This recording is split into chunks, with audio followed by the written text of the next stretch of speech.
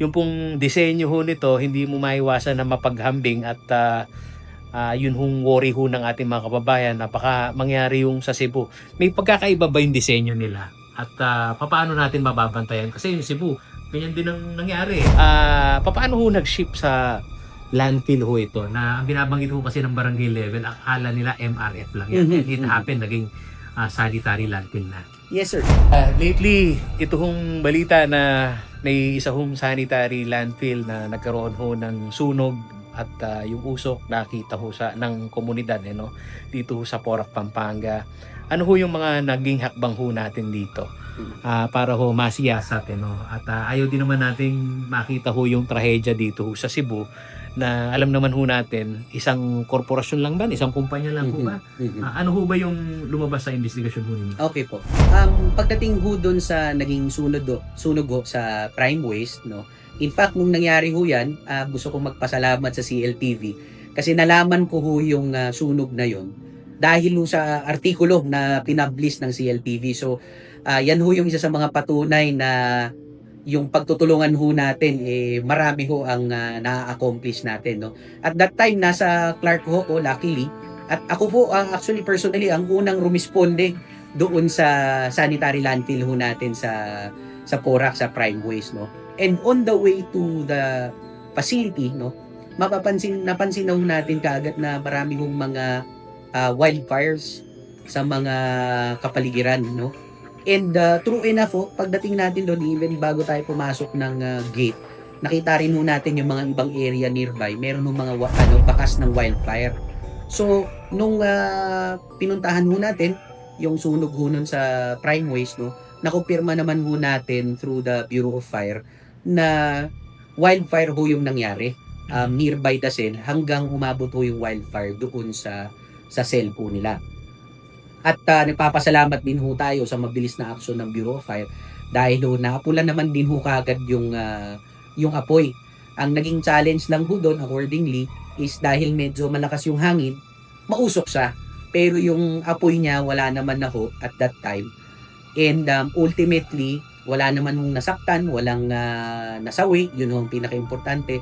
At nag-provide din ho ng inputs ang Bureau of Fire ng additional mitigating measure para ho maiwasan natin sa susunod yun.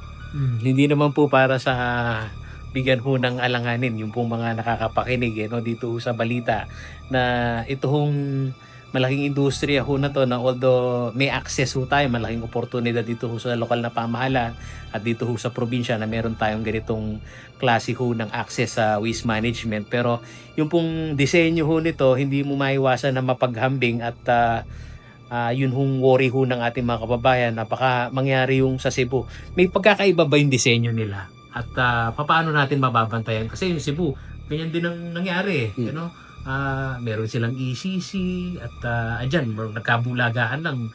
Bigla-bigla, meron hong pagbagsak ho ng malaking volume ho ng basura doon ho sa mismong workplace. Kayo ho, ano ho yung mga intervention nyo pati makarang mangyari ho yung trahedya dyan sa Cebu at dito ho sa kumpanya ho nila na nandito sa Porac? Okay po.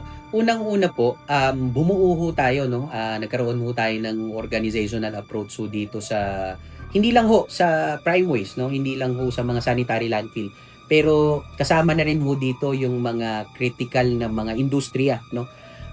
Gumawa po tayo ng multi-part-type monitoring team with the local government unit, ang DNR EMB, ang private sector at ang mga stakeholders ho natin para ho magkaroon tayo ng mekanismo kung saan mababantayan ho natin na itong mga industriya na to.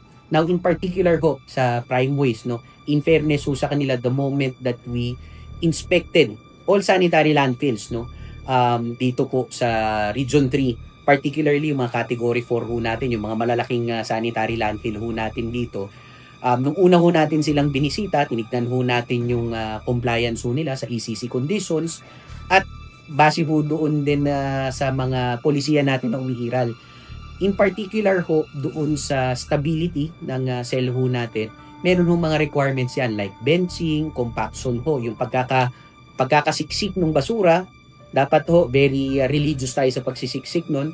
Yung benching ho niya, yung slope stability ho niya, yan ang mga tinignan po natin. So, Kasama rin ho natin ang Regional Director ng Mines and Geosciences Bureau at that time. And nagbigay ho kami ng mga reminders and instructions sa kanila na dapat sundin po nila.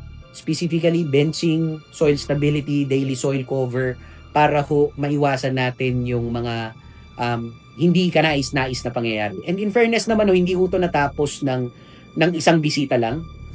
I myself siguro mga 2-3 beses pa ho ako bumisita doon. At nakita ho natin na sinusunod ho ng Prime Waste ng kumpanya. Hindi lang ho ng Prime Waste, but lahat ho ng mga sanitary landfill na binisita natin. Sinunod ho nila lahat ng mga rekomendasyon natin at instruction natin sa kanila, nang sa ganun ho, maiwasan natin yun. Dahil sa totoo naman ho, wala naman hong may gusto na mangyari yung ganong klaseng insidente. Gusto ho nating maging komprehensibo itong panayam natin kay RD at maraming salamat at kayo ho ay open dito sa Open Talk. Pasukin ho natin yung damdamin ng mga oppositor, particularly dito ho sa landfill na binabanggit ho ninyo. Paano ho nag-ship sa landfill ho ito? Na ang binabanggit ho kasi ng barangay level, akala nila MRF lang yan. Mhm. It happened, naging sanitary landfill na. Yes, sir. Nung una po, ang kanyang ECC is only MRF, no? Ito po yung pagpoproseso ng mga residual, and then kinukuha ho nila yung mga RDF, mga mapapakinabangan pa para ho sa mga planta ng semento at mga iba pang pabrika para ho maging source of energy. Nagkaroon ho ng panibagong aplikasyon for a sanitary landfill dyan ho sa area na yan, katabi ho ng MRF. At ito naman ho ay dumaan sa tamang proseso ng environmental impact, no? Kasama na rin ho dito yung requirement ho from the local government unit na yung sanitary landfill is allowable based on the land use plan ng lokal na pamahalaan ho. So, because of that ho, nag-proceed na po sila sa development nito. And again, with having in mind na ang ECC ho ay planning tool, ang mga permiso ho ng lokal na pamahalaan para ho sa pagtatayo ng kahit na anong struktura, establishmento, sa kanila pa rin po nanggagaling yung permiso na mag-construct, magbuo ng kung anumang pasilidad within their territorial jurisdiction. At tapatin na rin natin si Direktor, dahil dito sa mga nagtatanong pati, bakit ang landfill nasa upstream? Hindi ba pagka umulan ang agos ng leachate niyan, baka dyan naman sa downstream, maapektuhan kami. Okay, hindi lang ho isang landfill ang pinag-uusapan natin, kundi ho 3 na nasa kabundukan, mataas ho na bahagi ng Pampanga. Unang-una po, no, para sa kaalaman ng ating mga kababayan, yung pag-approve ho ng isang site, no, para ho sa isang sanitary landfill, hindi po madaling proseso ho yan. Hindi po sa biro, no. In fact, sa EMB ho, meron tayong 26 siting criteria na dapat ho mapasa. At sa site naman ho ng MGB, meron silang tinatawag na 13 geological indicators na dapat ho ipasa ng site, no. And bagamat ho sa paningin ng karamihan, nasa itaas ho siya, hindi naman po ibig sabihin nun hindi na ho siya po pwede.